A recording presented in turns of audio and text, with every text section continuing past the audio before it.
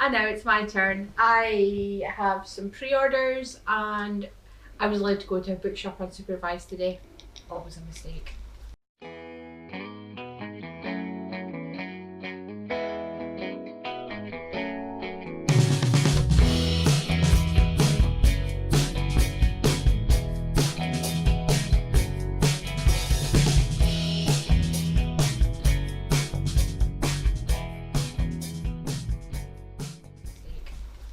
So my first pre-order, which actually arrived earlier on this week, but Alan's only just gotten around to letting me film it, is The Wicked King by Holly Black.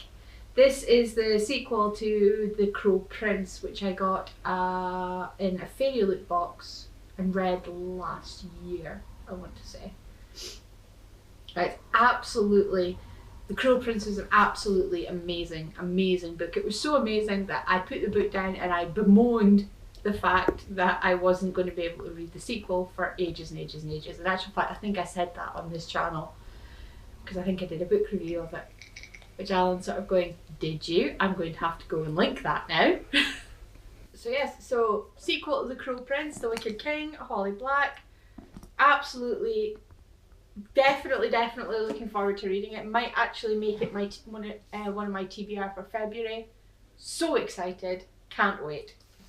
Next pre-order is actually one that I ordered from Waterstones, and it was free to have them ship it to the shop, which is how I ended up going into a bookstore without adult supervision, because I had a half day today.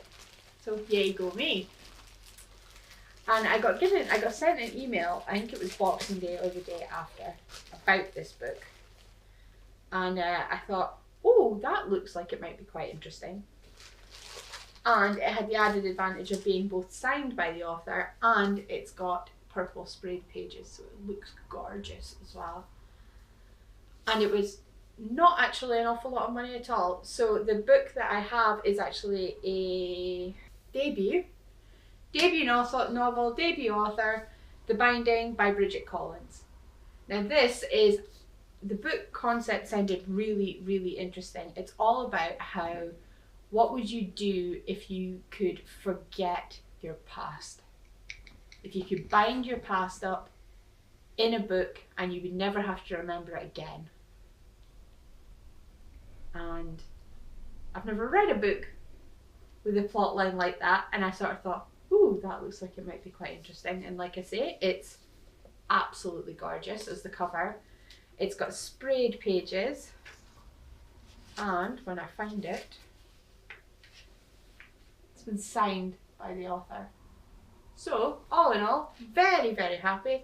I think the copy of the book cost me £10 from Waterstones. I had it on pre-order. It arrived at Waterstones 2 days ago, so it's out now. Really looking forward to reading it, and I'll probably get back to you guys with a review in the near future. And as I said, I was allowed to go into a bookstore unsupervised and came out with 3 books. 2 books I hadn't intended to buy and 1 I actually did, because I'm like that. So the book I actually intended to buy was a written in English copy of Warcross, which is in my TBR for January. So I have this now because the copy that I ordered from Amazon with my Christmas money was in Italian, so it has to go back. So I've got that. And then as I was walking away, I found 2 more books. And both of them have been really well received by the booktube community, by the bookstagram community, by book bloggers, by the people on the BuzzFeed page turners group, which I'm a member of, by almost everybody I've come across has said, I have read this book and I loved it, for both of these. And Waterstones had them on buy one get one half price. So the first one is The 7 Deaths of Evelyn Hardcastle by Stuart Turton. I have no idea what this book is about, in all honesty, but everybody who I've talked to or spoken to or read or watched or listened has said that it's amazing, so I absolutely have to read it. It's got red pages as well, so that's quite cool. And the second one is The Children of Blood and Bone by Tomi Adeyemi.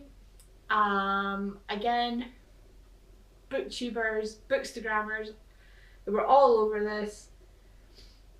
And I can see the quote on the back of the book. It says, "They killed my mother, they took our magic, they tried to bury us, now we rise."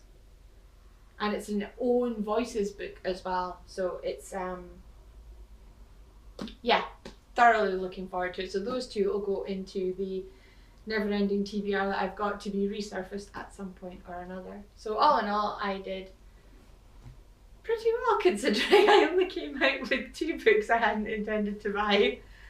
And I probably don't need to buy any more books for a little while, and I can't believe I've just said that on film where Alan has evidence so that he can show me it and say, "See, you said you didn't have to buy any more books for a little while."